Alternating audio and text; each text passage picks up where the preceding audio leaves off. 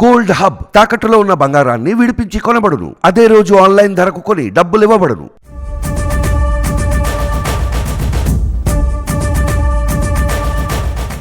అభ్యర్థిలో విషయం ఉంటే గెలుపు సులభం. అభ్యర్థి గెలిస్తే పార్టీ గెలిచినట్లే. సరిగ్గా బీజేపీ కూడా ఇదే ఆలోచన చేస్తుంది. టీడీపీ జనసేన పొత్తుతో కమలం ఆంధ్రాలో ఆచితూచి అడుగులు వేస్తోంది. ఈ క్రమంలోనే ఉత్తరాంధ్రలో అత్యధిక శాతం ఉన్నటువంటి తూర్పు కాపులను ఆసరగా చేసుకొని అభ్యర్థిని ఎంపిక చేసింది. బీసీల్లో అత్యధికులు ఈ తూర్పు కాపులే. బీసీలో 5.5% ఉన్న సామాజిక వర్గం తూర్పు కాపులు. ఇలా ఉత్తరాంధ్రలో ఉన్నటువంటి తూర్పు కాపులను బీజేపీ వైపు మళ్లించి రాజకీయం చేయాలనుకుంటున్నారు. అలా చూస్తే బీజేపీ బీసీ మంత్రాన్ని కనుక పర్ఫెక్ట్గా వాడుకోగలిగితే ఉత్తరాంధ్రలో తమదే పైచేయి అవుతుంది.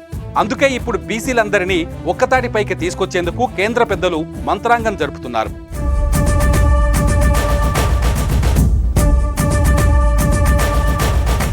పొత్తులో భాగంగా బీజేపీ 6 ఎంపీ స్థానాల్లో పోటీ చేస్తోంది. అందులో ఒకటి తిరుపతి ఎస్సీ నియోజకవర్గం, రెండోది అరకు ఎస్టీ నియోజకవర్గం, మూడోది రాజంపేట ఓసీలకిచ్చారు. అనకాపల్లి కూడా ఓసీలకే ఇస్తున్నారు. ఇక రాజమండ్రి ఎంపీ స్థానంలో ఏపీ బీజేపీ అధ్యక్షురాలు పురంధరేశ్వరి పోటీ చేయబోతున్నారు. మిగిలిన విజయనగరం పార్లమెంటు స్థానానికి బీసీ అభ్యర్థిని కనుక ప్రకటిస్తే ఖచ్చితంగా గెలిచే స్థానం అవుతుందని వ్యూహరచన చేస్తోంది బీజేపీ. ఈ రూట్లోనే బీసీల్లో అత్యధికులైన తూర్పు కాపు సామాజిక వర్గానికి చెందిన గేదెల సీనుబాబును పార్టీలో చేర్పించుకొని పోటీ చేయించే ప్రయత్నం చేస్తుంది. అదే జరిగితే బీజేపీ వైసీపీకి పోటీనిచ్చే బలమైన తూర్పు కాపు అభ్యర్థిని బరిలోకి దింపినట్లవుతుంది.